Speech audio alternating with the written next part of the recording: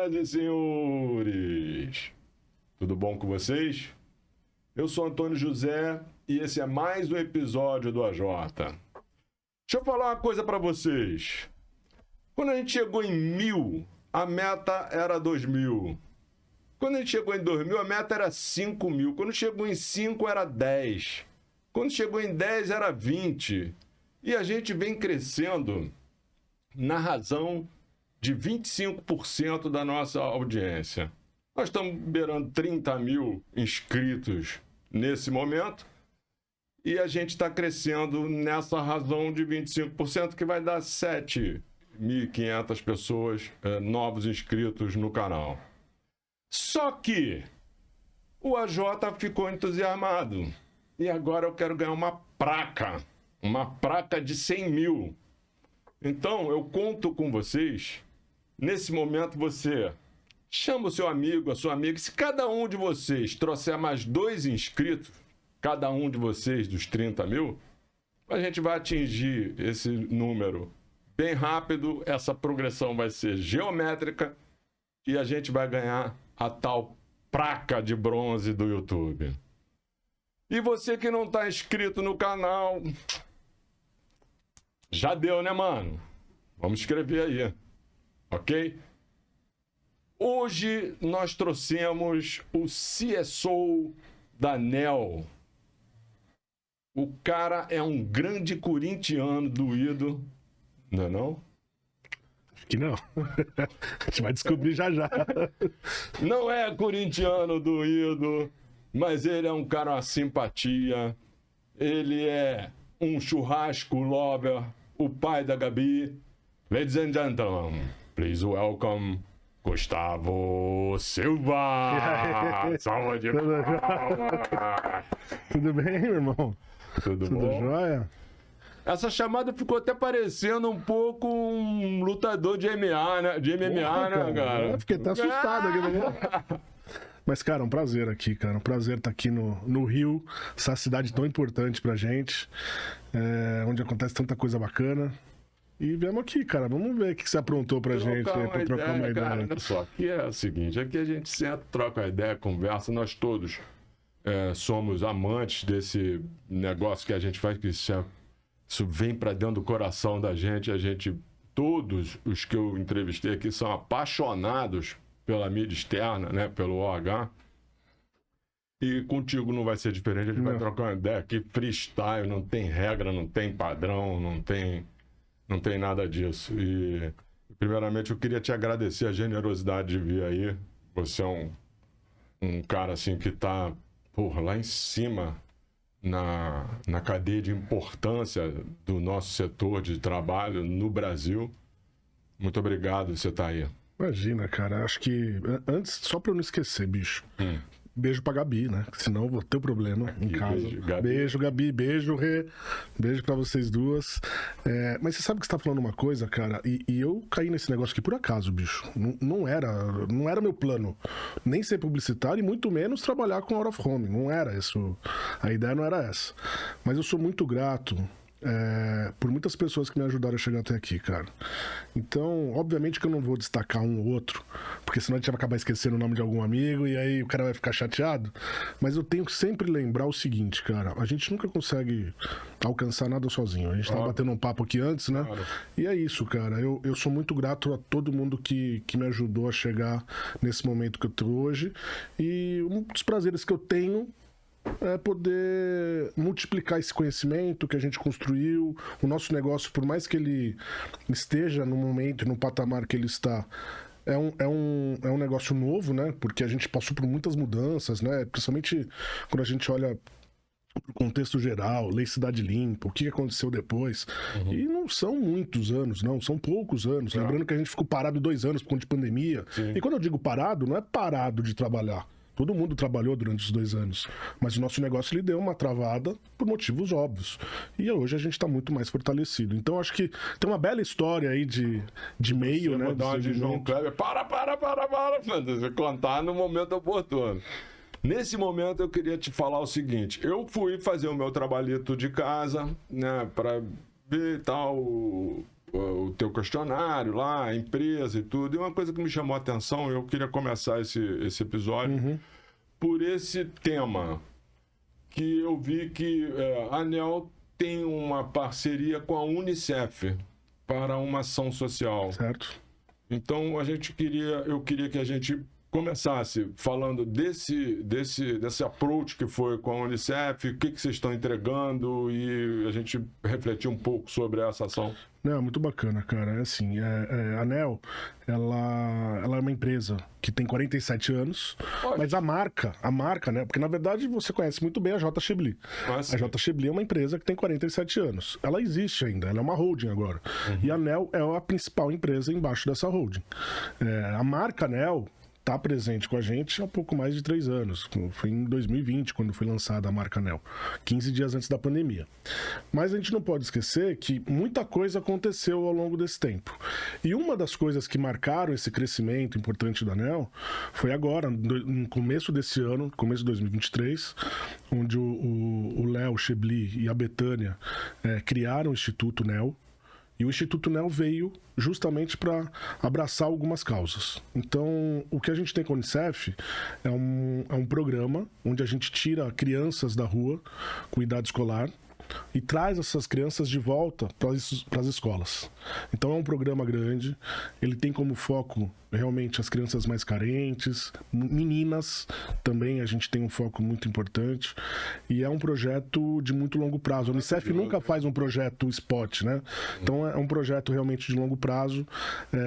Eu acho que o que chama atenção não é só esse projeto, na verdade, é o quanto a gente realmente está engajado nesses temas, né? Quando a gente fala de ESG, a gente aborda muitos temas, mas a Unicef, sem dúvida nenhuma, é um dos mais relevantes dentro dessa nossa frente. Mas só para contribuir, destacar alguns outros movimentos, a gente tem a SoulCode como parceiro hoje, que é uma Martech também, onde a gente também a gente incentiva os jovens com bolsas também de ensino em marketing, em tecnologia. A gente tem destinado a esse tipo de ação 1% de todo o nosso faturamento. Então não é 1% do nosso lucro líquido, não, aquela última linha, não. É 1% do nosso faturamento é destinado para essas ações. Então realmente é algo que a gente olha com muito carinho e a gente quer, sempre que possível, poder contribuir cada vez mais. É isso aí, cara. Reverência para ANEEL. Para a ANEEL, e eu destaco o Léo e a Betânia como os dois grandes incentivadores. E são trazido o Léo aí, são pessoas que acreditam demais. Cara, a gente vai trazer, porque nós estamos fazendo um movimento importante aqui no Rio. E a gente está exatamente vivendo isso agora, né, Jota? Que é essa história de organizar a empresa. Como eu falei, a gente cresceu muito rápido nos últimos 2 ou 3 anos e agora a gente está realmente estruturando a companhia de uma maneira diferente. A empresa está com 30 e tantos aeroportos. 33 aeroportos, 62 terminais rodoviários. Parques, 12 parques. Só em São Paulo. Vai ganhar um parque aqui no Rio. Moleque! É isso aí. Tô ligado. Mas é isso, cara. O nosso negócio, a gente não tá à toa no nosso segmento. Sim. A ANEEL, ela é realmente uma das protagonistas, né? E a gente, obviamente, principalmente quando a gente fala na vertical aeroportos, a gente exerce realmente um papel de protagonista. Por conta da quantidade, por conta da audiência, por conta dos projetos que a gente tem feito nesse ambiente. Então, é tudo... uma entrega linda o trabalho de vocês. É muito legal mesmo. Estou muito feliz. Aliás, né, são 6 meses de NEL já, um pouco mais. Mas ainda sou muito novinho na empresa. Então a gente está aprendendo tudo. Aproveitando o gancho que você está há 6 meses de NEL, eu aqui no meu imaginário, eu fico pensando assim, um lugar com um visual lindo, 5 doses de Tanqueray, uma mala de dinheiro e um Prime Rib boninho no sal grosso e no alecrim, e o Léo falando pra você assim, vem painel. Cara, tudo acerta em parte. Não, acho que tem uma parte boa aí. O Léo ainda não provou. no churrasco. Tô devendo, né? Eu vou pagar, Léo, fica tranquilo. Agora é o seguinte, cara, na verdade, assim, foi um ciclo de 12 anos na Eletromídia. Sim. Foi um ciclo, assim, maravilhoso, cara, onde eu aprendi demais. Voltando lá naquelas pessoas que eu tenho que agradecer, o Guerreiro, sem dúvida, é um deles, porque foi um cara que me ensinou muita coisa. Praticamente 70%, 80%, né? De tudo que eu sei desse negócio de Out of Home aqui, eu aprendi com esse cara. E de fato ele é uma referência, né? Mas eu sou muito grato à Eletromídia, cara, porque a gente conquistou muita coisa juntos. Mas como tudo na vida, chega uma hora que o ciclo acaba. E foi exatamente o que aconteceu, cara. E essa aproximação com o Léo se deu super natural. Eu enxerguei também um projeto muito bacana na ANEEL.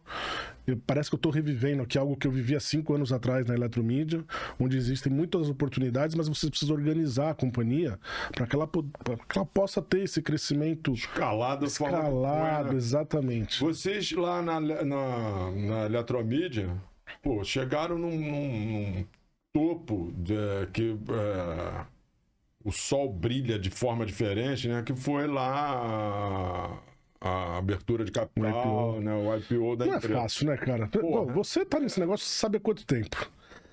Não é fácil, não é fácil. Mas você faz parte dessa história. Né? Sim, com o maior orgulho. Faço, sinto orgulho, eu brilho o olho até hoje quando a gente fala sobre o assunto, porque é demais mesmo, cara. A história é maravilhosa.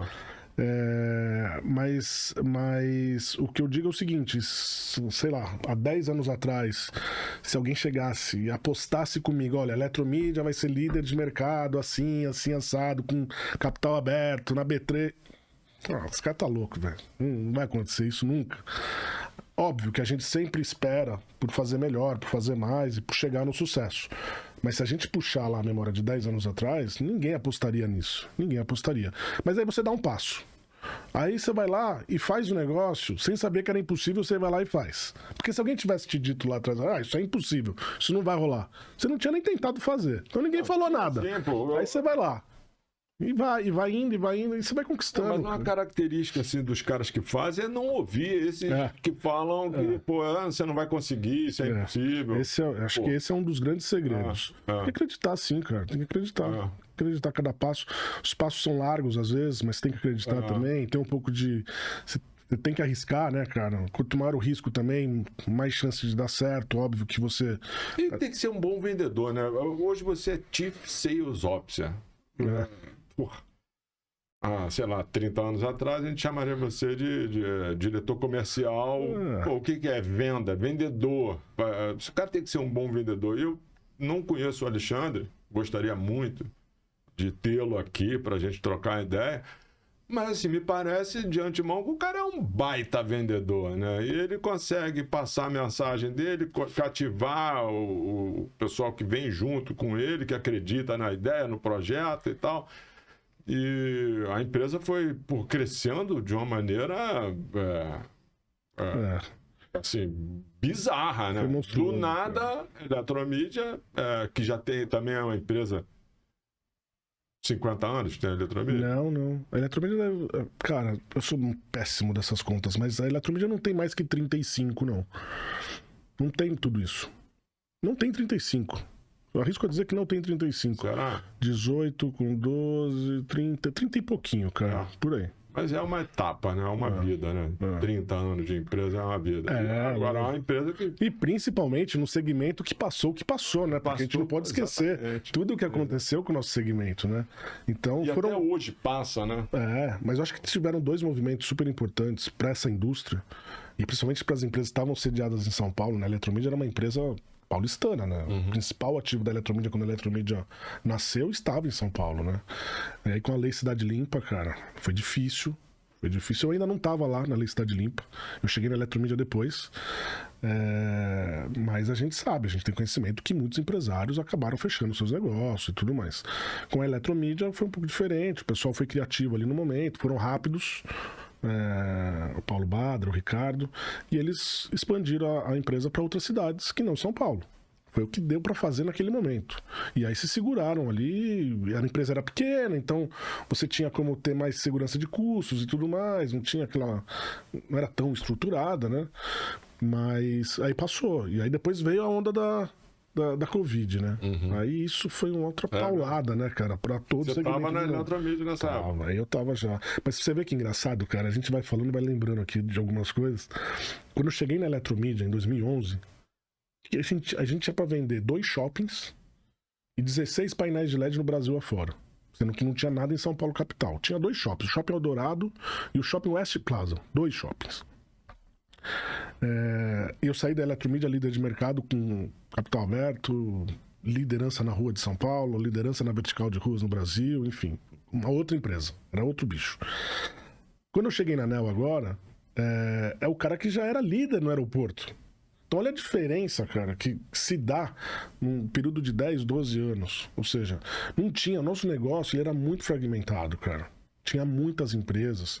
E aí um cara, para planejar o out of home, ele dependia de falar com, sei lá, 30 fornecedores diferentes. Hoje, com a consolidação desse mercado, tá cada vez mais, não é mais fácil, mas está mais acessível para um planejador acessar essas ferramentas, tudo isso que a gente coloca à disposição do mercado. Por que eu estou dizendo isso? De novo, porque eu tô me vendo há 5 anos na Eletromídia, 5 anos atrás na Eletromídia. Então, quando a gente fala desse projeto da ANEEL, cara, eu enxergo que a gente tem tantas oportunidades quanto a Eletromídia teve. E assertivamente apostou as fichas, pegou as cartas corretas que estavam em cima da mesa, né? Então a gente conversa muito sobre isso. Eu não posso falar muito, obviamente, sobre esse assunto também, porque é estratégico, né? Mas sem dúvida nenhuma, o nosso objetivo é ter o mesmo sucesso que tivemos com a Eletromídia, assim, acho que é pra lá que a gente mira. Eu acho que o Léo... Ou seja, 2024 a IPO da ANEEL. Cara, assim... Eu não posso falar disso. Não, porque é muito complexo, cara, né? Mas o que eu posso dizer é o seguinte, cara, a gente é uma empresa independente, é uma empresa com capital 100% nacional, 0 dívida, a gente não tem uma dívida. Então a gente tem realmente um cenário muito propício para crescimento. Então como que ele vai se dar, a gente ainda não sabe. Mas que o cenário é propício para crescimento, ele é, sem dúvida nenhuma. Ele está muito bem estruturado. Eu pensei que tu ia chegar, quando você começou o teu discurso, que você ia chegar assim, na transformação que o segmento teve depois da chegada do mobiliário urbano. O mobiliário urbano veio para o Rio já há mais tempo e depois São Paulo, sei lá, uns 3 ou 4 anos após o... Foi 2013, né? Que voltou o mobiliário urbano em São Paulo, foi 2013. Então mais, 6 anos após o Cidade Limpa, e realmente mostrou para nós, brasileiros, que estávamos aqui fazendo aquilo, a moda antiga, pô, peraí, olha para trás e refaz todo o caminho, porque a gente tem que mudar o modelo de negócio para poder se encaixar nisso. E ainda que a empresa seja uma empresa familiar, né, não tem problema nenhum. Eu tive aqui agora, tá no ar. Aliás, você tá inscrito no canal? Ainda não, né? Que vergonha, cara. Tá porra. Não, mas eu vou carregar logo 100 de uma vez só, deixa comigo. Sem falha lamentável sua. Eu tive aqui com a Janete, que é o episódio que tá no ar. Uma empresa familiar, uma empresa linda, né? Um trabalho lindo, maravilhoso. Repensou, modificou, arejou o pensamento, trouxe sangue novo, oxigenou o pensamento da empresa. Mas isso tudo a partir de uma visão internacional, que a gente começou a ter acesso via o mobile, começou a encontrar diversas formas de enxergar o que a gente está fazendo. Até isso que a gente está fazendo aqui agora, conversando sobre o OH, isso é baita novo. Tem 2 caras nos Estados Unidos, mais um na Europa fazendo isso e mais eu. E, eu comecei a fazer isso porque exatamente esse pensamento. Cara, vamos começar a nos encontrar, a nos falar, a trocar ideia, levar o conteúdo. Quando eu converso contigo, você vai fazer uma palestra para 50, 100 pessoas, você atingiu 50, 100 pessoas. Quando você vai falar aqui no canal, você está falando para quantas mil pessoas? Vai dar aí 30 mil. 7 mil visualizações, fora os cortes, os rios, os troços todos. Isso vai longe pra caramba. Sim. E a gente acaba levando o conhecimento para frente, né? E mudando o pensamento. Eu te falei antes de gravar, né? Eu recebi aqui um WhatsApp hoje de manhã do Davi lá, da Potiguar Outdoor, do Rio Grande do Norte. Pô, esse cara tá acompanhando o que você tá falando. Lógico. Sacou? E aí, cara, nós vamos falar mais do nosso setor, mas a importância é essa, que a gente está criando uma sinergia dentro do segmento, que as empresas estão convivendo de uma forma diferente, se modificando de uma forma diferente, e algumas empresas mostrando o caminho, que é o caso da tua empresa, né? O Chebli deve ser um gênio, eu não o conheço, mas deve ser genial. Esse cara, gostaria muito de tê-lo aqui junto da gente, a gente conversar, bater um papo. Convida ele para ele vir aí no dia 25, se ele puder vir. Você já disse que tem um casamento. Pois é. Não, mas não vai faltar oportunidade. A gente vai fazer isso sem dúvida nenhuma. Agora, o que você tocou num ponto importante, que é o mobiliário urbano, ele dita o out of home em todo o país, né? Por quê? Porque é onde as pessoas realmente... A gente fala muito da jornada das pessoas, né? Mas o mobiliário urbano, o presidente da empresa vê, o cara que tá indo estudar vê, o cara que tá indo para um show vê, todo mundo vê isso, né, cara? Todo dia. Tá no nosso cotidiano. Por isso que ele tem a importância que ele tem. Agora, olha que engraçado, cara. Nós estamos falando de 2013, aconteceu isso em São Paulo, né? Mas 10 anos, bicho. É muito pouco tempo para tanta mudança. Então, por isso que eu falo, o out of home, ele continua ainda nessa onda de consolidação e de muita mudança. A gente vê hoje todas as empresas se digitalizando, porque antes não era acessível. Hoje é mais acessível por algumas razões. Não só por conta do hardware, que hoje você tem mais opções, te dá mais acesso, mas também por conta da relevância do meio, porque também não adianta nada você poder ter capacidade de investir em determinado equipamento, mas o mercado não responder à altura. Então, acho que isso tudo faz com que acelere demais o nosso crescimento. Então, de novo, poucos espaços de tempo, muitas mudanças. Esse é o nosso meio hoje. Tecnologia tem todo dia, cara. Se a gente der um Google aí e começar a pesquisar tecnologias, às vezes eu tô em casa, o negócio salta pra mim sem eu ir procurar já. Então é painel de LED transparente, é painel de LED com mecânica, é inteligência artificial de tudo quanto é jeito. Então o nosso negócio ele vai continuar nessa velocidade de mudança. E obviamente olhando para o lado positivo, né, de mudanças que vão cada vez mais elevar ainda mais esse meio. Então, cara... Exigindo de você uma atualização constante, principalmente agora com a questão da programática, você deve estar de cabeça enfiada nessa parte de... Essa é uma boa questão, cara, aliás, porque a programática, a gente poderia ficar falando aqui 3 horas. Mas o que eu enxergo, cara, assim, para ser bem resumido, assim, bem objetivo, é um caminho sem volta para o nosso negócio, porque, de novo, inventários digitalizados, conectados real time, então isso faz uma série de dinâmicas por trás, ali, camadas de tecnologia por trás disso tudo. Mas eu chamo a atenção por algumas coisas, assim. Hoje a gente já tem a tecnologia programática à disposição. Só que ainda, cara, o mercado não utiliza isso da forma como deveria. Por exemplo, a gente poderia fazer campanhas condicionadas a clima, por exemplo. Isso é uma entrega programática. Você usa a ferramenta digital de uma ferramenta... subaproveitada. Só que ela é subaproveitada. Fica muito bonito num projeto, no papel, mas ainda na prática ela é pouco utilizada. Às vezes até a gente faz isso de forma mais manual até do que programática, de fato. Então esse é um dos exemplos. Uma outra coisa é o formato de mídia, porque o out of home, por mais que a gente queira traduzi-lo para esse ambiente digital, ele tem as características próprias. Então não adianta, cara, o cara que está planejando lá ficar analisando o CPM, por exemplo, porque o CPM do out of home é muito alto. Não é. Não dá para comparar banana com maçã. Né? A gente não pode trazer para uma discussão o CPM de um painel que tem 200 metros quadrados versus uma tela de celular, que o cara está passando ali 5 segundos que ele tá vendo. O cara pode dar o scrolling, já dá skip, sem impactado, ele vai passando. Então são coisas diferentes. A gente tá muito próximo de tecnologia, mas a entrega final são papéis totalmente diferentes no mix de comunicação. Então não é que é uma coisa ou outra. Não, isso tudo tem que conviver em harmonia. Como é que uma coisa se encaixa com a outra, na verdade? Então, acho que esse hoje é o nosso maior desafio para poder realmente escalar cada vez mais o modelo programática no Out of Home, no Digital Out of Home.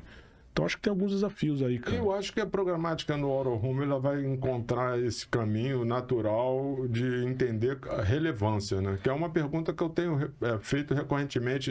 Por que é mais importante, cara? É a relevância ou é o alcance? Vou te dar um exemplo. Eu vi uma ação de vocês, não sei se foi no teu Instagram, no site, que era de um cartoon no Ibirapuera, se eu não me engano.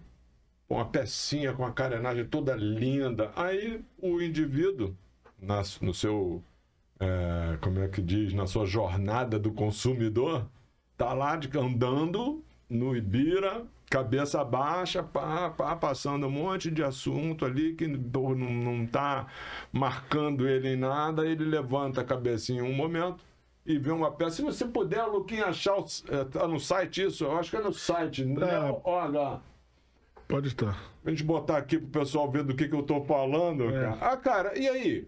Qual é a forma que vai... Peraí, onde é que tá isso?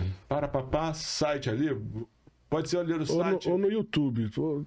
Ou no YouTube. Não, bote no site que você vai encontrar ali, ó. Site NeoH, ali, ó. Pau.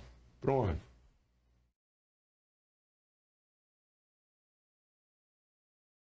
Tem o Parques ali em cima. Cara, eu fiquei encantado com a Nel. A gente conhece, né? A gente tá no setor há muito tempo. E não vai estar aí não, Ronaldo. Lucas, eu acho que você subir ali... a comunicação de vocês também é muito elegante, legal, né, cara? É bacana pra caramba. Vê ali Parques ali, ó. Para que esteja aí. Onde tá o Ibira nisso? Ou então, Ronaldo, vê no YouTube. Busca lá, Projeto Netflix Nel. É Netflix. Projeto Netflix Nel no YouTube. O que acontece? Cara, então, só eu acho que é completamente diferente o pensamento do consumidor quando ele é impactado aqui e quando ele é impactado numa peça dessa, com graça, com colorido, com uma sensação... Vocês estão com 12 parques, né? Pegou o parque todo. A gente tem Ibirapuera, Vila Lobos, aí tem mais Água Branca, Zoológico, enfim, tem uma série de parques. Procura aí, Agora, Lucas, depois a gente... Isso é um ponto importante que você... Tudo isso. Isso aí, tudo Esse é um ponto importante que você destacou, por quê? A gente acredita muito em projetos, cara. Muito mesmo. Mas por que a gente acredita nesses projetos? Porque se você pegar os ambientes onde a ANEEL está inserido, seja em aeroportos, seja em parques, seja em terminais rodoviários, por exemplo, shoppings, a gente tem uma espera muito maior que comum. Então, assim, o cara que está na rua, ele está de passagem. Esse é o contexto da cidade. Está no carro, ele está passando. Quando a gente tá nesse ambiente de parque, por exemplo, ninguém vai no parque pra entrar por um portão e sair pelo outro. O cara vai ficar lá pelo menos uma hora, ele vai fazer uma atividade física, ele vai levar o filho pra uma recreação, ele vai passar o dia no parque com a família. Então tem um contexto diferente. Os parques estão levando muito eventos pra dentro dos parques. Então, em Ibirapuera, esse final de semana, teve show lá que tinha 50 mil pessoas, cara. Então, são contextos e aí vem as novidades, né? Esse tipo de oferta de mídia, ela não existia da forma como ela é hoje. Ela tinha algumas ativações, tinha ali... Aí o parque foi privatizado. Aí você traz uma outra visão para esse negócio. Então, realmente é isso. Isso aqui foi o seguinte. Teve o evento Tudum, da Netflix, onde eles falam sobre as séries, as principais novidades, plataformas e tudo mais. E aí a gente fez esse aplique no mobiliário, em algumas peças do mobiliário, para o pessoal. Tem um QR Code lá que o pessoal baixava a programação do evento e tudo mais. Então, você interage de uma maneira diferente. Agora... Tem 4 milhões de é bizarro. Engajamento lá. Olha lá. Olha isso. Então é muito legal mesmo. E aí, cara, isso aqui... Mas isso ainda é mais comum. A gente fez um projeto... Obrigado, Lucas. Obrigado, meu.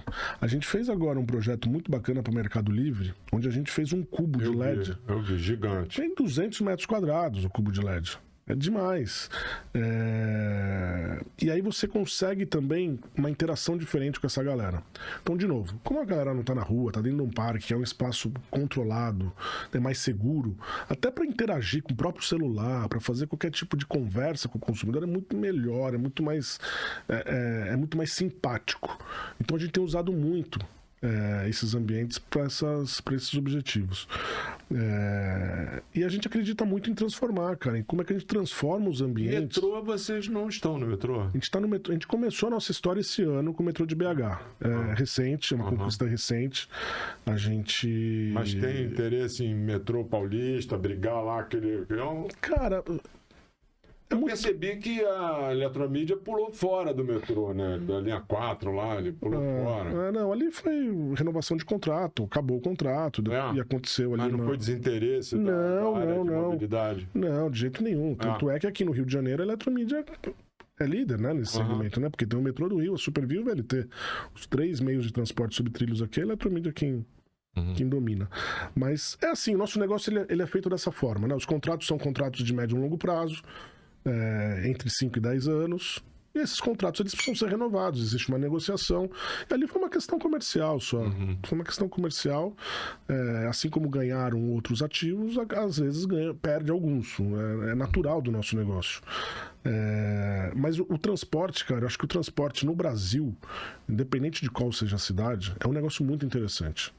Qualquer meio de transporte. Porque, vamos lá, o que a gente precisa fazer para o mercado? O que a gente precisa entregar para o mercado? Audiência. O transporte nada mais é que um monte de gente reunida em um lugar só. Então, quanto mais gente a gente tiver dentro das plataformas para entregar isso à disposição do mercado, para os caras ativarem as marcas, venderem mais, a gente vai ter mais sucesso. Então, por que o transporte ele tem uma sedução tão grande das empresas de out of home? Por conta disso. Porque é difícil você conseguir ambientes onde você reúne muita gente todo dia, com recorrência. Então, essa acho que talvez seja o ponto principal assim, do interesse das empresas de out of home no meio de transporte. Aeroporto é a mesma coisa, cara. Qual que é a diferença? A gente tem lá 2 milhões de passageiros todas as semanas dentro do aeroporto. Qual que é a diferença de eu falar com esse cara dentro do aeroporto ou na rua? Nenhuma. Eu tenho esse cara dentro de uma caixinha que por acaso chama aeroporto. Mas é a jornada dele. Eu vim pro Rio hoje. O que eu fiz? Eu acordei, eu posso ser impactado no elevador, sair de casa, posso ser impactado na rua, chegando até o aeroporto. Quando eu chego no aeroporto, o que acontece comigo? Eu não me interesso mais pra marca? Não, eu continuo interessado. Continuo sendo um cara interessante pra minha marca. E dentro dessa caixinha que chama aeroporto, tem lá milhões de pessoas todos os dias, onde as marcas podem se comunicar com esse cara de uma maneira diferente. Porque ele tá com alta tensão, ele vai ter que passar muito tempo lá dentro. Então, acho que cada momento da nossa jornada tem o seu destaque na comunicação das marcas. O importante é cada um saber como melhor aproveitar isso, como melhor tirar proveito. E a Nel... O Léo lá faz em algum momento, ele lê o livro do R. Chebron, né? E aí cria a Nel Connect a partir de uma ideia lançada por esse escritor num livro Open Innovation. E aí cria a Nel, que traz o quê para essa interação do aeroporto, da hora que ele tá. Pô, isso é bacana pra caramba. Agora... Não, cara, a marca, assim, eu acho que a marca Nel, ela veio justamente de uma necessidade de tirar aquela característica regional. Por quê? A J. Chablis era muito conhecida em Minas. E quando a empresa começou a crescer, tanto que um dos movimentos foi o Léo foi para São Paulo para poder desenvolver comercialmente o mercado de São Paulo. Então ele começou a adquirir mais ativos, a empresa começou a crescer. E ele viu a necessidade de mudar o posicionamento da companhia. Então, por isso, a marca Nel. Então, é como alguma coisa na direção do novo out of home, alguma coisa nesse sentido. Eu acho que ele acertou. O único problema é que essa marca foi virada 15 dias antes de começar a pandemia. Então, de novo, como eu falei para você no começo, a pandemia trouxe muita dificuldade para todo o setor de out of home. E cada um tem a sua história para contar, sem dúvida nenhuma. Mas todo mundo sofreu.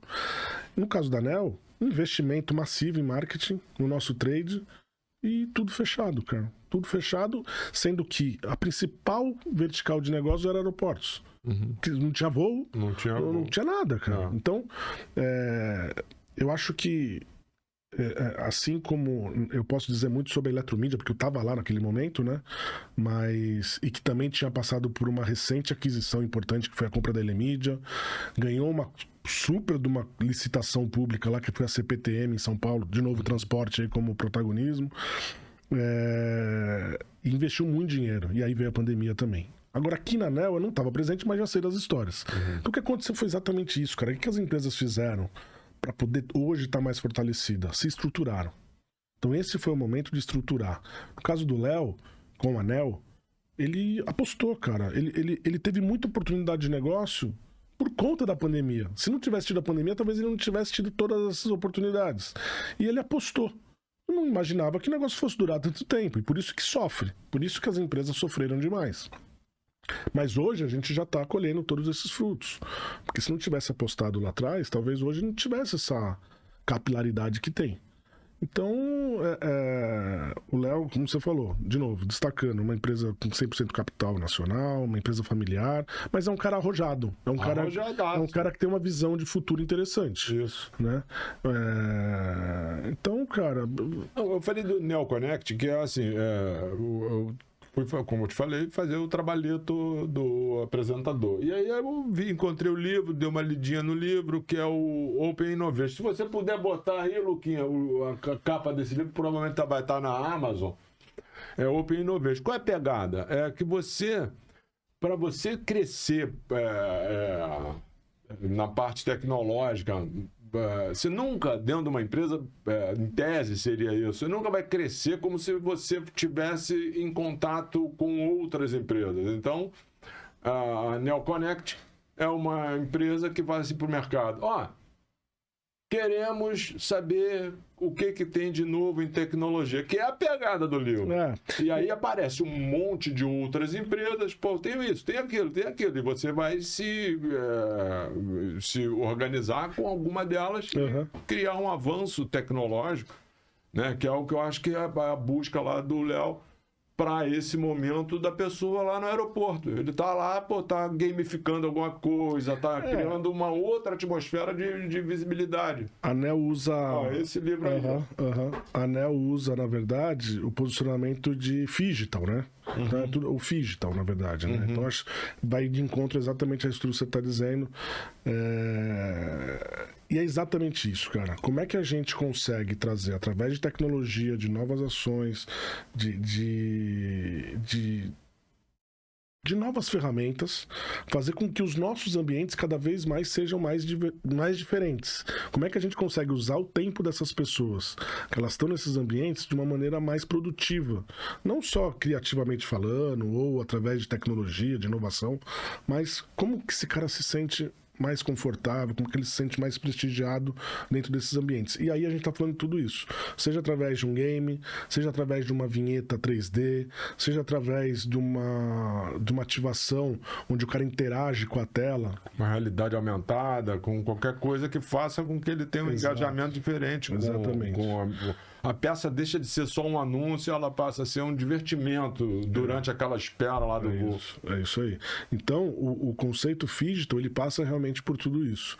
Óbvio que o Léo é a pessoa mais indicada para falar sobre isso, porque ele é craque realmente nesse sentido. Esse cara, bicho, assim, todo dia que a gente senta pra bater papo, né? Tudo. Por quê, cara? Porque, de novo, eu insisto, o nosso negócio não é fácil, cara. Não é fácil. Não. O cara, ele tem que ter realmente... ele tem que ser muito quebrar alguns paradigmas, cara. Às vezes tem que acreditar nos negócios onde ninguém acredita. O Léo me contando uma passagem rápida, hoje a gente vê muito tela touchscreen. Mas ele há 20 anos trouxe tela touchscreen no Brasil, cara. Há 20 anos atrás, quando ninguém falava disso. Então, assim, e ele é muito interessado por esse tipo de assunto, inovação e tecnologia. Então ele realmente é muito antenado em tudo isso, viaja o mundo todo atrás de novidade, cara. Eu acho que essa é uma característica da empresa, porque é uma empresa realmente que tem esse DNA. Nel.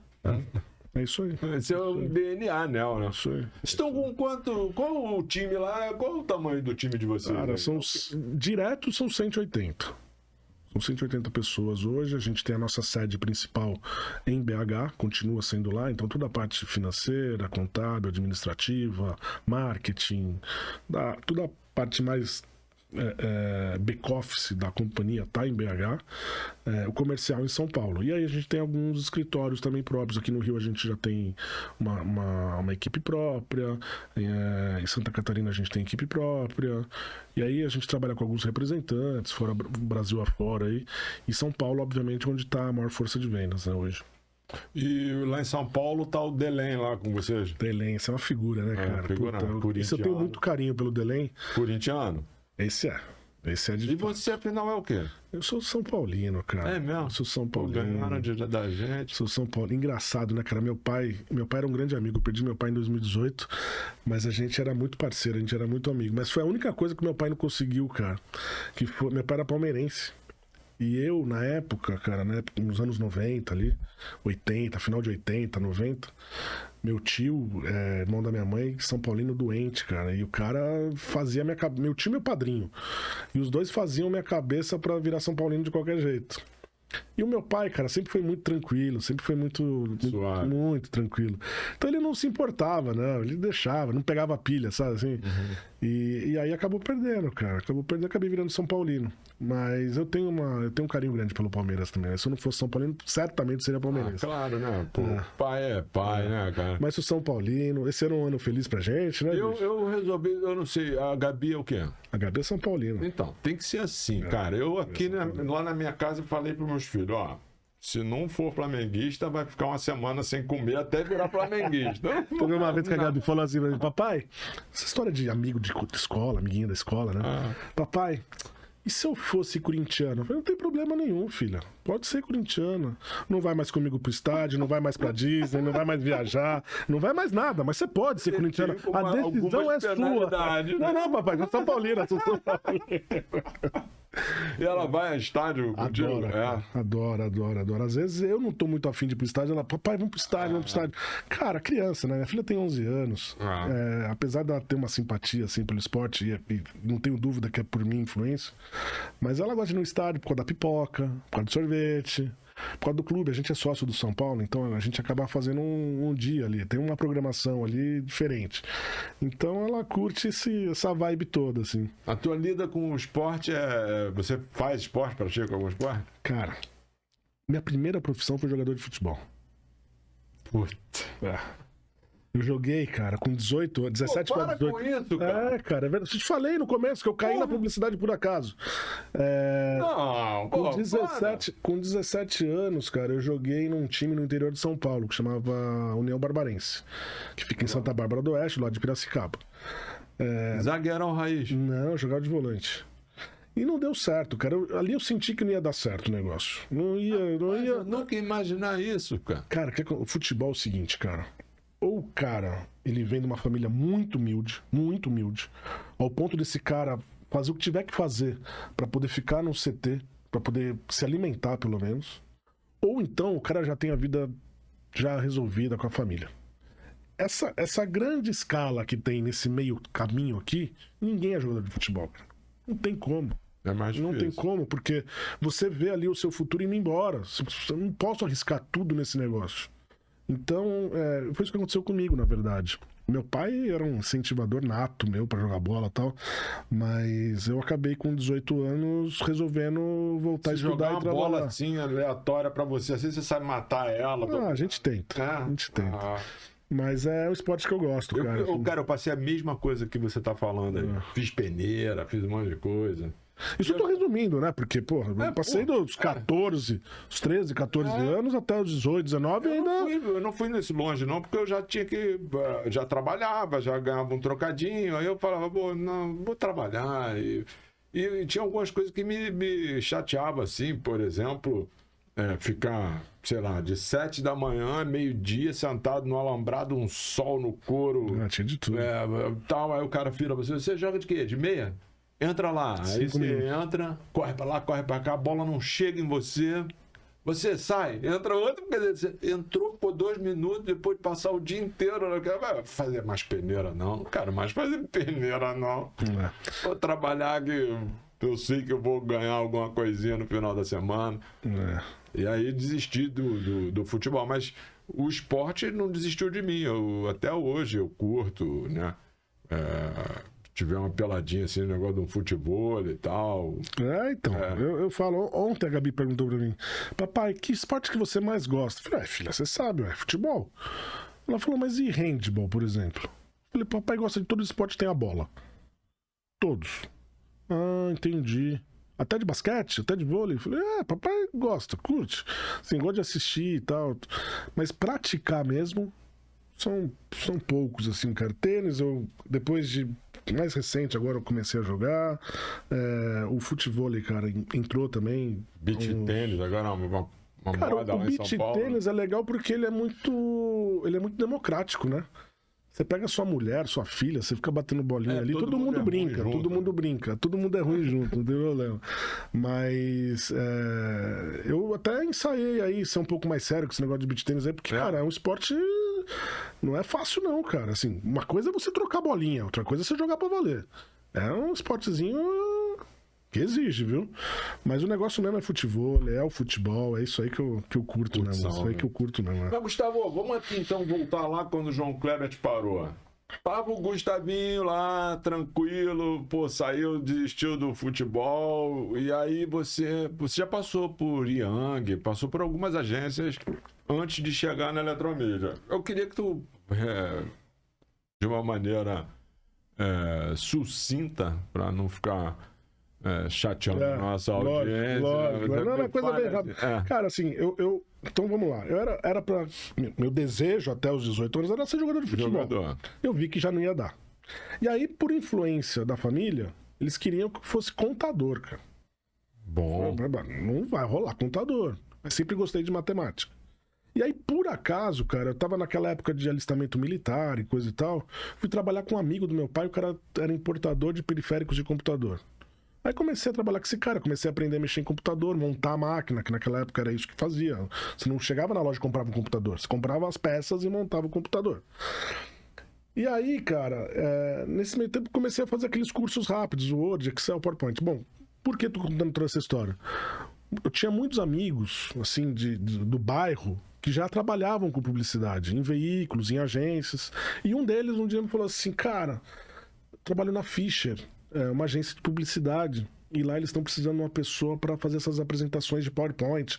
Você mexe com esse negócio aí, né? Era assim a conversa. Eu falei, cara, um pouco sim e tal. Você não quer lá fazer uma entrevista? Fui lá cara, fazer uma entrevista numa agência de publicidade que eu não fazia a menor ideia o que era. Eu saí de lá contratado, só para ficar montando a apresentação. No check-in, na área de check-in. Pra fazer pós-vendas, de campanhas e tudo mais. E aí foi a Fischer. E aí começou a minha história na publicidade, na verdade. Então foi totalmente aleatório, assim, cara. Não foi nada planejado, não. E aí dali foi. Você não estudou? Não. Só prática, não. E dali foi, cara. E aí foi Fischer, check-in, 2 ou 3 anos. Aí de lá... Aí ali já despertou o interesse na mídia. Só que eu não tive oportunidade na Fischer nessa época. Aí, como no nosso meio, cara, tem muita dança de cadeira, teve uma leva que saiu nessa época da Fischer e foram pra Léo Burnet. Aí já me levaram junto. Então montaram lá um time e tal pra atender era Fiat, se eu não me engano. Aí tinha um pessoal de pesquisa de mídia e tal. Mas aí eu fui pra Léo Burnet pra atender a conta da Fiat. E lá eu fiquei uns 3 anos. E o mais engraçado, aí começa de novo aquela história que eu falei, eu sou muito grato a muita gente.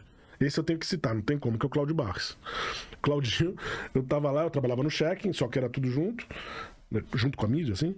E aí um determinado dia ele falou assim, cara, por que você não fez esse negócio aqui que eu pedi pra fazer e tal e tal? Eu falei, bicho, desculpa, eu não sei o que você tá falando. Eu sou check-in. Ele falou, você é o quê? Eu falei, check-in. Mas o que você tá fazendo aqui, cara? Eu falei, não, eu tô aqui porque... Foi aqui que me colocaram, não sei o que, blá, blá, blá. Falou, não, a partir de agora você é mídia. O que você faz não é checking, é mídia. Então, a partir de agora você vai ser mídia. E o cara já me... Ali, numa conversa de corredor, o cara me promoveu, cara. Aprendi muita coisa com ele também. E aí, dali, ele saiu da agência, foi pra Young. Na época não era nem... Era Newcomb Bates. E aí tinha a conta da Casas Bahia, que ninguém queria saber dessa conta, porque na época a Casas Bahia não é o que é hoje. Casas Bahia era algo que ninguém queria, varejo, ninguém queria saber de varejo. Todo mundo queria saber do institucional, da marca, mas de varejo ninguém queria. Hoje não tem mais, né? Hoje é tudo varejo, cara. Pega as marcas de luxo fazendo varejo. Aí foram lá mais um ciclo de 4 ou 5 anos numa operação totalmente diferente, onde eu ficava dentro da Casas Bahia, tudo, e aí eu conheci uma outra pessoa muito importante nessa trajetória, que foi o Alan Barros, que foi o cara que foi há muitos anos à frente do marketing e da área comercial da Casas Bahia.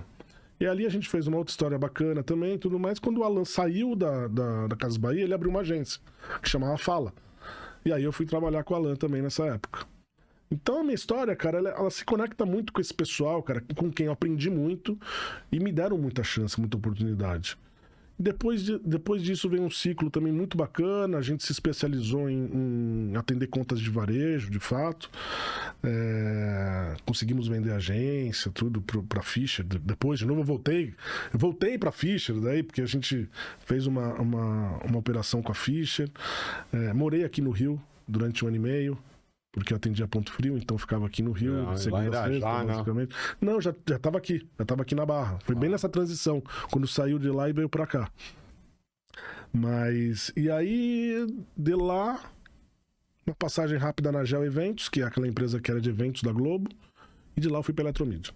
Então foi em janeiro de 2011 que eu cheguei na Eletromídia. E aí foi tudo aquilo que a gente já... E o Alexandre já estava na Eletromídia? Já. O Alexandre já era nosso parceiro de negócio desde a época da Casas Bahia, assim, a gente já tinha feito bastante coisa juntos. Pra você ter uma ideia, em 2003 tinha a Super Casas Bahia, lá no AMB. A gente contratava a Eletromídia para colocar os painéis dentro do AMB e painéis para fora do AMB. E a gente fazia já naquela época a gestão de todos os materiais que iam pro ar de dentro do AMB. Então, a minha história com a Eletromídia, embora como funcionário, né, começou em 2011, mas a gente já fazia muita coisa muito antes, assim. Foi aí que eu conheci o Guerreiro, na verdade, assim. Então, ele tentou me levar pra lá umas 3 vezes, cara. Na terceira que deu certo. Pô, é o outro cara que você tem também uma dívida de gratidão aí, né? Isso aí, como eu falei no começo também. Aprendi muita coisa do que eu conheço em Eurofome, eu devo a ele. Mas então, sempre tem um monte de gente assim no nosso caminho, né? O Marco Antônio Soto fez uma frase aqui que todo mundo deveria recontar a sua história de tempo em tempo. Recontar a sua própria história de tempo em tempo. Que você se surpreende contando a sua própria história. É verdade. E, cara, eu tenho visto isso aqui muito legal, porque você começa a falar assim da tua história. Eu tenho certeza que tá dentro da tua cabeça. Aí falando, caramba. Por isso que eu falo. Aí teve aquele lance, aí teve aquela outra. Tu vai lembrando uma coisa, outra coisa. Por isso que eu falo, é injusto você começar a citar alguns nomes, porque certamente você vai deixar pessoas importantes. Porque é muita gente, né, cara?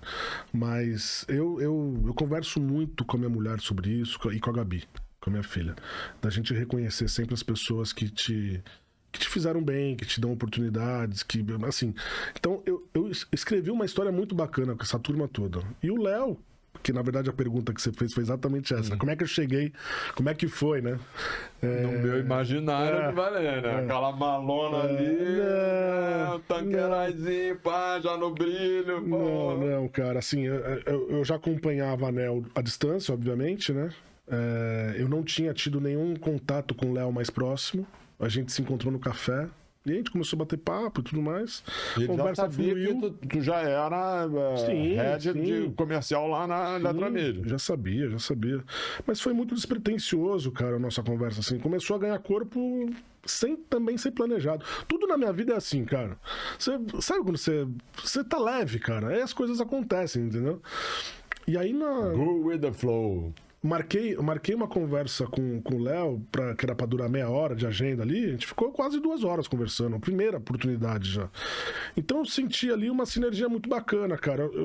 assim, eu imagino que ele tenha também tido a mesma visão. Porque tinha ali, cara, duas pessoas que tinham muita coisa pra contar e muito pra um poder... Mas nesse momento já tava de piscando o olho, de passando a dedinho um no outro, assim? Não, era só uma conversa. Começou de uma conversa despretensiosa pra caramba. E aí, cara, quando eu me vi, assim, eu tava na frente de um possível projeto muito bacana, cara. Porque, de novo, eu voltei 5 anos pra trás e falei, cara, agora eu já sei o caminho disso aqui, cara. Acho que pode ser muito bacana esse negócio aqui. E aí que eu falo pra você que a gente tem que entender, cara, quando que acaba o ciclo e começa um novo, né? E acho que foi isso que aconteceu comigo. Você imagina, cara, o que passa na cabeça do cara sair de uma eletromídia aonde? Porque não era só por ser eletromídia. Poxa, cara, eu conhecia a empresa de ponta cabeça. O Guerreiro, bicho, de novo aqui, não quero ser repetitivo, mas é um cara que sempre me ajudou muito e eu sempre também ajudei muito também pro sucesso da companhia. Então a gente tinha um puta entrosamento. Líder de mercado. IPO. Rua em São Paulo, que é hoje o principal produto que a gente tem à disposição no mercado. Rua em São Paulo, que sempre foi um sonho. Por que eu vou sair dessa empresa, cara? Composição com a Ótima. Compra da Ótima. Compra uma composição? Compra. Mesmo? Dinheiro? Compra. Por que eu vou sair dessa empresa, cara? Tá tudo bem aqui. Por que eu vou sair daqui? Porque, cara, a gente é movido por desafio. Exatamente. Porque esse era o cenário. E eu não tava enxergando uma mudança. Porque foi muito bacana até chegar ali. Porque tinha muita mudança, era tudo muito agitado, você tinha ali aquele frio na barriga. E ainda né, cara? Só que quando eu olhei, cara, pro lado, eu falei, puta, mas tem um negócio aqui, cara. Tem uma puta oportunidade. Uma puta oportunidade legal. E aí foi aí que aconteceu, cara. Foi bem natural. Não, e tanto a Nel quanto a Eletromídia, quanto a própria JCD, esses caras vão continuar assim numa velocidade de foguete, não tem como não ser, tudo tá mudando muito, assim como o mobile tá mudando também muito veloz, o OH tá mudando, tá indo ali na mesma velocidade, talvez outros meios não estejam acompanhando essa transformação tão veloz como tem sido, tanto para a parte online quanto para a parte OH. A gente cresce não só em share, mas cresce em tecnologia, dados, métricas, digitalização. Eu acho que, se eu não estiver enganado, eu li um artigo que o Brasil, se não é o mais o que está se digitalizando mais rápido no mundo, é um deles, que está digitalizando seus ativos, suas faces estão virando faces que estão conectadas. E engraçado, cara, isso é muito rápido. Você tem que tirar a Ásia dessa conversa, tira a Ásia, né, toda da conversa, mas quando a gente analisa o Out of Home, Digital Out of Home no mundo afora, o Brasil, em digitalização, sem dúvida nenhuma, também é um dos líderes. É porque eles lá são bizarros. Cara, porque lá é tudo muito, né? Lá é tudo muito. Então lá você tem lá empresas de elevadores, por exemplo, que tem tela pra caramba, bicho. Então lá é outro mundo. Lá é outro mundo. Mas quando a gente vai... a gente pega aqui a América Latina, por exemplo. Porra, talvez o México tenha frente com a gente em relação à digitalização. Mas só, o resto... O próprio Estados Unidos, cara, ele não tem essa veia digital como a gente tem. Lógico, os caras é uma potência, tem empresas lá super estruturadas e tudo mais. Não dá pra comparar a Times Square com o nosso Out of Home, entendeu? São conceitos diferentes. Mas quando a gente vai para mobiliário de rua, para essas opções, mobiliário de rua, aeroportos, os parques, parques, cara, eu desconheço. Uma plataforma de mídia chamada Parques fora do Brasil, assim, conheço. Eu acho que dentro do Brasil também eu não desconheço. Você tem o parque, você vai no Central Park, você pode fazer uma ativação no parque, vai custar alguns milhões de dólares, você vai fazer lá, dá para fazer. Mas não tem nada estruturado como tem aqui hoje. Acho que esse que é o grande lance. A digitalização aqui é um negócio absurdo. Vocês vão participar certamente aqui do como é que chama lá? O Jardim de Alain. É isso? Cara, não posso dizer pra você. Bom, então mas o que eu posso dizer é o seguinte, é uma vertical importantíssima pro nosso contexto. Então, assim, tudo que tá ligado a parques, a bem-estar... Cara, eu acho que é fundamental isso. Vou te dar alguns exemplos. Estádio de futebol. a gente tem lá agora um contrato com o Morumbi, um contrato com o Neoquímica Arena e estamos negociando agora o Allianz Parque. Por quê? A gente entende que isso é entretenimento. Então ele está dentro dessa mesma direção de parques. Então tudo que tiver direcionado para esse conceito das pessoas irem, se divertirem... O estádio está no mesmo alinhamento com parques. Cara, de uma certa forma sim, porque é entretenimento. É óbvio que o estádio é muito diferente do parque, né? Até pela mecânica, né? Então, o cara chega no estádio, ele vai uma vez por semana ou duas no máximo. Diferente do parque. No parque o cara pode ir mais, principalmente os vizinhos.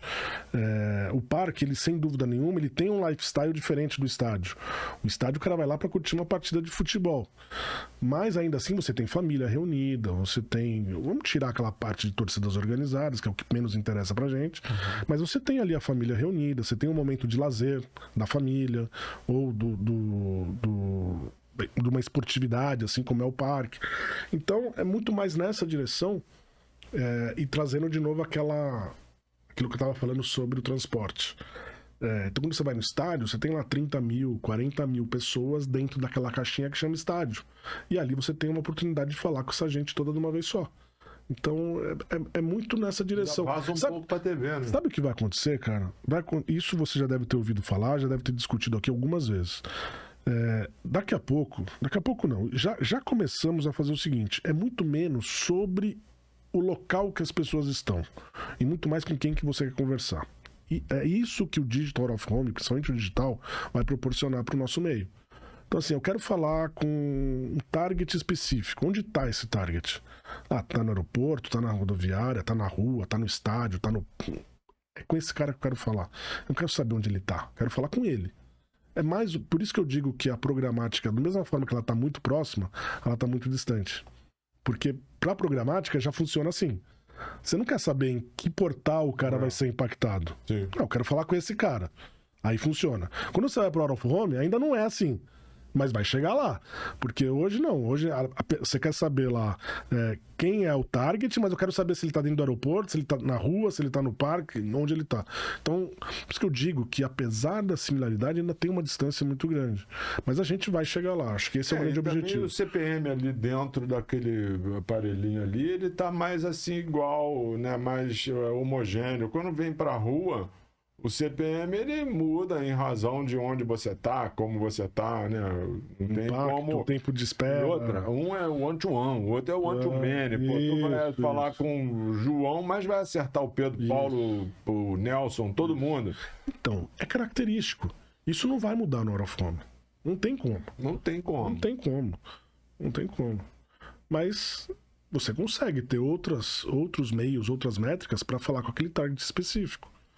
Você consegue. Mas vai ter dispersão? Assim como TV também tem. Todos os meios têm dispersão. O que pode ser bom, cara. Sabe por quê? Porque, assim, você quer falar com quem tem afinidade de um produto, sei lá, relógio. Você tá querendo falar com o... Você vai lá, escolhe, faz o teu planejamentozinho bonitão.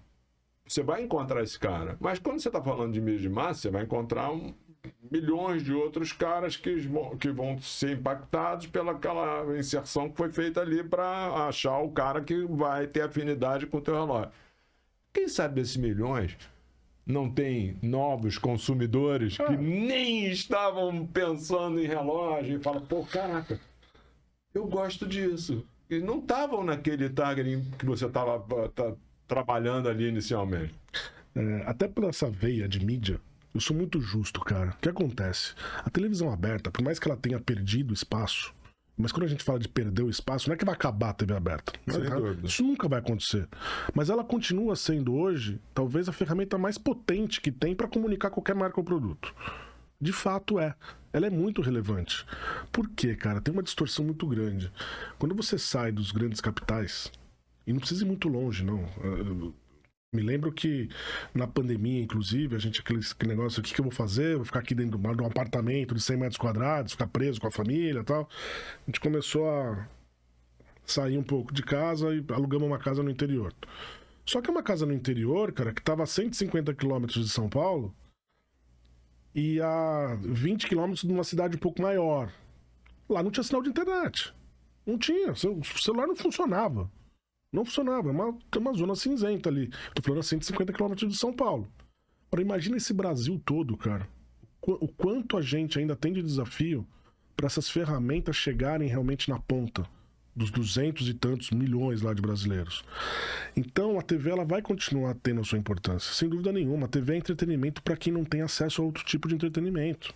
E a TV também já entendeu que tem que falar com o consumidor de uma forma diferente, porque esse consumidor está conectado com outras plataformas.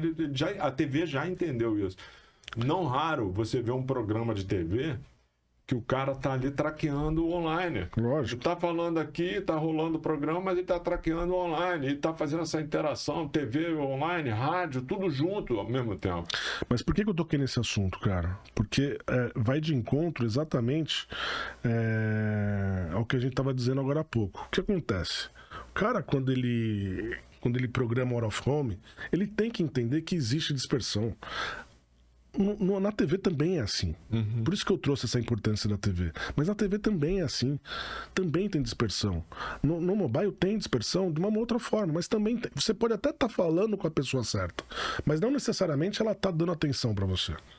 Então também tem dispersão. É diferente a dispersão, mas também tem.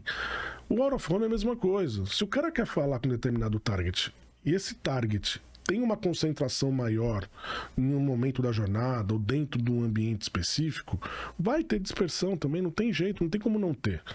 Não tem como, isso tem que ser levado em consideração. E as pessoas estão muito preocupadas também em descobrir qual foi o last click lá, quem foi o último, quem foi o responsável por aquela conversão. Isso é sempre o grande desafio do Out of Home, a atribuição. Né? Atribuição. Só falar de atribuição. O cara foi impactado o dia inteiro na rua por uma marca. Aí, cara, você acha que ele vai tirar o celular do bolso para fazer uma compra dentro do metrô, ou no ponto de ônibus, ou numa espera de um banco? Não vai. Ele vai chegar em casa, ou ele vai chegar no trabalho, e aí ele vai fazer a compra. Num ambiente seguro. E é só por conta de segurança. E aí, quando tiver atribuição, pro Google, pra televisão. Por quê? Porque passou o comercial às 2h25, o cara entrou às 2h26, então atribui a TV. E na verdade não é isso, porque é tudo uma construção, cara. Agora o grande desafio do Out of Home é esse, como atribuir de forma correta. E aí você precisa ter na outra ponta também. Você acha necessário buscar isso? Não, mas eu acho assim, eu acho que quando você tem na outra ponta, quando você pega, por exemplo, um anunciante com a guarda baixa, querendo realmente descobrir isso, não sendo somente uma mecânica, uma ferramenta de negociação, que às vezes tem essa pegadinha, eu acho que pode ter mais sucesso, porque você consegue traquear com outras maneiras. Não vai ser exatamente o last click, mas você vai conseguir traquear de outras formas. Então você isola uma campanha, você faz uma oferta única para aquele e-mail, então aquela oferta não vai estar veiculando em nenhum outro lugar. Então você consegue fazer análises pré-campanha, durante campanha, pós-campanha. Então quando você tem do outro lado alguém que realmente está afim mesmo de descobrir e de aprofundar sobre o assunto, aí você sempre chega numa relação de sucesso. Não tem como não ser. Não tem como. Porque daí a questão não é mais o quanto vale, é como eu ajusto isso. Isso nunca foi um problema. Isso era muito comum também. Porque é muito caro o Out of Home. Mas caro o quê? Por quê? Por que caro? Comparado ao quê? O que ele te entrega? O que ele te dá de retorno? Por que é caro? Você é vendedor, você sabe que caro é uma resposta padrão. Né? Você não há venda que você não ouça isso. É caro. Talvez com outra palavra, com outra forma de dizer, mas eu costumo falar com o meu pessoal aqui que é assim, ele achou caro. Porra, tu acha que ele fala assim, não, achei muito barato. Me dá três desses. Me dá 3 desses, achei muito barato. Não existe. Mas o que eu digo dessa relação de atribuição e tudo mais, porque aí você consegue realmente equilibrar todas as partes. Aí acaba com esse problema do que é caro e do que é barato. E aí você tem uma relação de negócio de fato. Você só vai ser relevante para esse cara se você realmente fizer alguma diferença para ele. De alguma forma você tem que oferecer para ele um produto, um serviço, alguma coisa que realmente o faça te enxergar diferente. A partir do momento que você consegue conquistar isso e você tem uma relação relação boa, uma relação que vocês construam essas trajetórias juntos, vai ser sucesso. Não tem como não ser. Não tem como. Impossível. E a Enel está caminhando com algumas empresas aí, eu vejo vocês fluindo em todas as suas verticais ali, hoje, peso pesado dos anunciantes, né? Cara, a gente, de novo, né? A gente acredita muito. O pessoal de Netflix, por exemplo, tá juntinho. Mas é um segmento que tem que estar junto, né? De novo, a gente está onde as pessoas estão. A gente está no conceito de jornada das pessoas. Bom, eu vim pro Rio agora cedo. Veja se não faz sentido, cara. Você imagina a Netflix fazendo uma campanha call to action pro cara acessar o app, baixar a série enquanto tá esperando o avião decolar, e você vai assistir 45 minutos, 50 minutos de uma série que você tá dentro do avião desconectado. Você faz o download ali e você vê dentro do avião. Então, eu acho que é muito mais por isso que essas marcas olham para o Out of Home de uma maneira diferente. O Out of Home sempre foi e sempre vai ser a marca o meio das marcas, né, cara? Então, o presidente da empresa é impactado, o consumidor é impactado, todo mundo é impactado nesse negócio. Todo mundo. Então, acho que o grande lance é esse. Essas empresas todas investindo alguns milhares de reais em digitalização, em ferramenta, em tecnologia, justamente para poder estar onde essas pessoas estão todos os dias. E aí você tem resultados positivos, não tem jeito. E o bacana também é que a Enel passa uma personalidade da empresa que, pô, dedicar 1% desse faturamento lá na causa social. Eu vi lá que vocês, a primeira empresa de OH do mundo a zerar o carbono. Você zerou carbono comprando crédito, né? A gente compra crédito, ou seja, a gente consome muita energia todo ano. Né? Você sabe que esses dias eu fui questionado, o cara falou assim pra mim, mas não seria mais interessante, ao invés de você fazer o crédito de carbono, você não consumir a energia? Porque daí você primeiro faz uma coisa errada para depois tentar consertar. Eu falei, pois é, cara, pequenos atos melhoram a vida de todo mundo. O nosso negócio ele é pautado nisso. Painel digital ele precisa de uma fonte de energia, não tem como não ter. Mas, se todo mundo fizesse alguma coisa, talvez a gente tivesse um mundo melhor também. Então não adianta, cara. Talvez a gente vai chegar num modelo, em algum lugar no futuro, onde realmente a gente não tenha que fazer compensação de carbono. Porque a gente já vai ter fontes de energias verdes, renovadas, enfim, alguma coisa nesse sentido. Mas enquanto não tem, a gente pode ajudar de outra forma. Então vamos lá, vamos fazer alguma coisa. Não vamos deixar esse negócio que perguntinha que te fizeram é pergunta bem feliz, né? Mas acontece, né, cara? Então a gente tem que estar sempre atento a esse tipo de situação. Às vezes... E aí, essa compensação você fez em razão da questão do consumo de energia. Consumo de energia. Eu te convido a conhecer as usinas de eólico, solar, porque os caras estão... você vai consumir, sei lá, alguns... megawatts de energia para iluminar suas peças todas e você vai repor isso através de usinas. Já pensou nisso lá? Já. A gente já tem. Inclusive, agora a gente tem um projeto tá assinado já, mas a gente não pode dizer ainda. Mas nós estamos transformando. Tu tá mexendo. Não posso, cara. Não sou eu. Mas, cara. Não sou eu, não posso. Mas olha só, eu vou ganhar uns 5 mil inscritos. Mas deixa eu te contar. Canal, muito menos sobre a marca e mais sobre a iniciativa. Nós vamos transformar o Terminal Internacional de Viracopos num terminal com energia 100% verde. Então a marca vai patrocinar isso. Então, de novo, projetos especiais, no nosso conceito, é isso. Isso é um projeto especial. Isso realmente é um projeto especial, onde você tem durações de longo prazo, você traz benefício para a sociedade de fato, você consegue fazer com que aquela marca e o cara que está lá vai sentir a diferença sobre o que essa ação está sendo feita. Então, isso para a gente é um projeto especial. Então tem muita iniciativa nessa direção, muitas mesmo. O que você está vendo para 2024? Cara, 2023 já está sendo um ano maravilhoso, na verdade. De recuperação. De recuperação, acho que de ânimo. Aí 2024, já pegou aquele embalo assim, já passou a montanha lá da montanha russa, já começou a descer. Nosso país é cheio de desafios, né? Mas... velocidade. A gente está muito confiante, a gente vai continuar crescendo, a gente não vai tirar o pé, a gente vai continuar investindo nas empresas, e a gente acredita que ainda tem um espaço a ser consolidado. Então ainda tem algumas oportunidades em cima do tabuleiro do Out of Home. Planejamento para interior do Brasil? Alguma coisa? Cara, a gente, de novo... É uma coisa que o Brasil está pedindo, né? Gente falando lá. A gente já faz isso. Quando a gente olha a nossa vertical de terminais rodoviários, quando você olha o mapa do Brasil, você olha Nordeste, Norte... Você está em 20 estados. Capilaridade. A gente está em 18 de 27. Capitais. 18. Capitais. Aí quando você vai para esses estados, você interior. Então, por exemplo, aqui em São Paulo, eu tenho lá o Terminal Tietê, que é o principal, Barra Funda e Jabaquara. Só que daí você vai pro interior. Aí tem Campinas, Ribeirão Preto, Jundiaí. E aí tem um negócio muito legal, cara, porque essa galera que tá um pouco mais distante das capitais usa esse terminal rodoviário como meio de transporte de ir e vir semanal. Porque o cara tá a 30 quilômetros, a 40 quilômetros de uma faculdade. Então ele tem que usar esse meio de transporte todo dia para ir e para vir. Então, de novo, o Brasil, cara, tem muitas particularidades.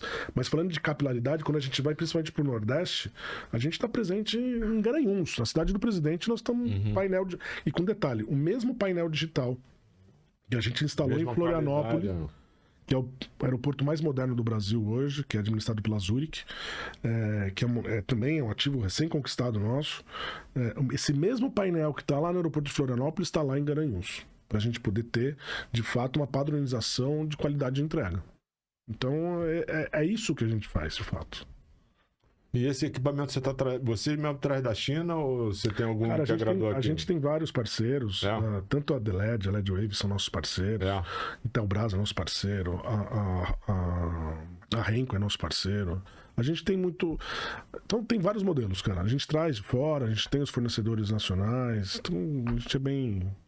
A gente vai de acordo com cada projeto. Cada projeto exige um escopo diferente. E aí a gente vai optando pelo fornecedor. Porra, Gustavo, amarradaço na empresa, amarradaço em você. Obrigado. Você é meu mais novo amigo de infância. Obrigado. Você tá com quantos anos, cara? 45. Gabi de 11. Gabi com 11.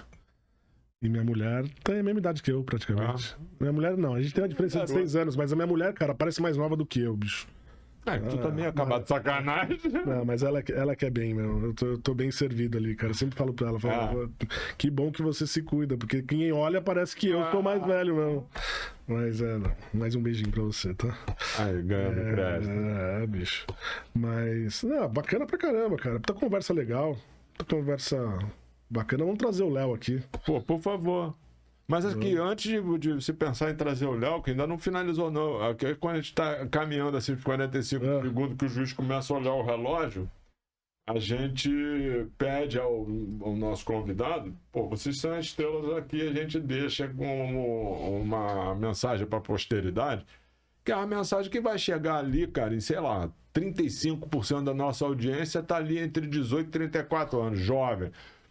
Vai ter lá 19%, 65% mais. E aí, nesse intervalo aqui, tem uma galera. Então, é uma mensagem assim, você escolhe a mensagem, o tema que você quiser, é uma mensagem bacana que eu vou botar num painel meu, de LED, digital, bonzão, com a sua foto e a sua frase. Cara, eu vou... Uma frase que eu gosto muito, e acho que traduz tudo que a gente conversou aqui. A vida acontece out of home. Moleque bom, mano! O crédito vai pro Léo, obviamente, Ele da frase. Mas, cara, eu acho que traduz bem o que a gente tá conversando aqui, né? Total. Seja negócio, seja lazer, seja qual for a finalidade, a nossa vida acontece fora de casa. Tu gostou dessa levantadinha de... Boa. Óbvio que a nossa casa é a nossa base de tudo. Mas a nossa vida, ela acontece, cara... Out of home. Tudo que a gente imagina em fazer, né? Ou boa parte das coisas que a gente faz tá fora da nossa casa. De novo, tem que reforçar aqui que a casa é a nossa base de tudo e aqui dentro é que a gente, na verdade, constrói nosso alicerce, né? Mas eu acho que a vida acontece por aí, cara. Mundo afora, cidades afora, eventos afora, nossas peladas afora. Pô, cara, quando tu pega um aviãozinho e vai, sei lá, esquiar, eu vi que você curte esquiar, você vai em picos novos de esqui, você vai... Essa experiência, cara, Tu pode perder o carro, pode perder a casa, pode perder tudo, mas essa experiência não vai perder. Mas eu não preciso ir tão longe, Acontece cara. onde? Lá fora. A gente acorda, vai na padaria tomar café. Pronto. É vida fora de casa, cara. Você já tá tendo alguma coisa vai acontecer nesse trajeto. Exatamente. Seja você vai refletir sobre um assunto, você vai encontrar um amigo, você vai... A gente não sabe o que Escolher uma padoca nova pra ir, vai encontrar um brother novo, um cara que você não via há muito tempo. Isso aí, realmente. E o efeito bom da pandemia foi esse, né? Que as pessoas chegaram à conclusão que, pô, cara, bacana. Pô, legal, tu fica em casa, é legal também. Eu curto muito ficar em casa, no meu quietinho lá, pensando. Mas, cara, eu adoro abraçar, beijar, apertar a mão, fazer algazarra. Eu amo essa parada, cara. Vou ser meio polêmico, cara, porque assim, eu gosto de ficar em casa também. A pandemia, cara, puta, nos ensinou tanta coisa, bicho. Mas eu me lembro, no começo da pandemia, por exemplo, a gente falava, não, vamos ficar em casa uma semana. Daqui a pouco... Eram 15 dias. 15, um mês. Agora são 3 meses, né? Mas 3 meses passa e já foi. Todo mundo voltou. 6, 1 ano. Só que acontece, cara, na prática, a pessoa mora... marido, a mulher, 2 filhos, um cachorro com a sogra, num apartamento de 70 metros quadrados, 50 metros quadrados, cara. Essa é a nossa realidade, cara. Então, é dureza, cara. A gente precisa analisar o negócio, o contexto como um todo, né? E por isso que eu falo, em casa tá a base de tudo. Mas a vida acontece... fora de casa, bicho. Fora de casa. É onde você provavelmente conheceu a sua mulher. Sim. É onde provavelmente você curtiu o seu futebol, você comemorou. As viagens que a gente faz, que a gente conhece lugares novos, e aí não importa qual meio de transporte que a gente use, qual a distância que seja essa viagem. Mas é onde você realmente amplia seu conhecimento, amplia repertório para você conversar com os amigos, para dividir experiências. Então, cara, é isso. A vida acontece fora de casa. Tem muito segredo. É sensacional. E aí, vai de encontro com todo o nosso negócio. Tudo que a gente conversou aqui, se não tivesse essa vida fora de casa... Eu vou roubar essa frase, não vou fazer isso, não. Essa frase é de vocês. Gostaria muito de ter feito essa frase antes de vocês. Agora, eu sei que tem muito universitário assistindo a gente também. Eu queria só deixar uma mensagem para essa galera, que é o seguinte. Essa galera é muito nova. Eles realmente, acho que não viveram os momentos mais difíceis do Out of Home, né? Hoje a gente vive um momento realmente muito mais fácil, as pessoas já conhecem melhor o nosso negócio, mas eu incentivaria a galera universitária a se aprofundar cada vez mais sobre o Out of Home. A gente... por tudo que a gente falou aqui, nessa 1 hora e pouquinho, não tenho dúvida que vai ser um meio cada vez mais relevante. Ele já é o segundo em penetração em alguns targets, em alguns até primeiro, em algumas cidades. Já é o primeiro meio que consome mais mídia. O investimento vai continuar aumentando, as tecnologias vão chegar cada vez mais, de forma mais acelerada, mais estruturada. Então, se eu pudesse deixar uma mensagem para essa galera, se envolvam com o Out of Home. Entendam o Out of Home de fato, porque pode ser uma boa opção para o desenvolvimento profissional deles. Cara, olha só. Meu coraçãozinho pra você. Se você curtiu esse papo dessa simpatia que é o Gustavo, pô, nome de zagueirão, mas não é zagueiro, é volante. Você, por favor, compartilha, deixa o teu joinha, que isso aí vai ajudar em engajamento. Não esquece que vocês precisam me ajudar a ganhar a placa de 100 mil. Você sabe que eu expliquei lá a questão lá da progressão aritmética, e eu gosto de matemática, e a progressão geométrica. Então vocês ajudam a gente a crescer, alavancar esse conteúdo, que, como o Gustavo falou, quanto mais pessoas tiverem acesso a esse conteúdo, mais o conhecimento vai para frente. Ele trouxe aqui informações maravilhosas. A você, meu amigo, uma salva de palmas. Obrigado para você. Obrigado pelo convite. Valeu, obrigadão. Você curtiu, meu amigo? A pergunta... Demais. Demais. Alguém já pegou o teu celular para corrigir aquela falha? Não sei, ainda não. Tá aqui, mas vamos resolver isso já. Isso aí. Vamos resolver isso já. Mas brigadão mais uma vez, é um prazer. Eu é que agradeço, cara. Precisamos nos ver mais vezes. Eu acho que sim, eu acho que você tem que trazer esse cara que fez você... esses dois caras, se você puder me ajudar a trazer esses dois caras que fizeram você chegar nesse topo onde você está hoje, não é o topo que não tem mais para cima, não. Bateu no teto, não, que não tem teto, né? É isso aí. Mas assim, hoje você tá lá, pô, numa vibe que eu acho, pô, demais, e você deve muito a Alexandre e ao Leonardo. E traga-os aqui, por favor. Venha de novo, venha mais vezes. Quando vier, vamos almoçar. Vamos bater papo, vamos conversar. A gente aqui, além de animado, a gente é gente boa também. Eu curti muito a tua vinda aqui. Obrigado, cara. Obrigadão mesmo. Bom. Obrigado mesmo. Vamos fazer sim. Ok. Valeu. Até a próxima, pessoal.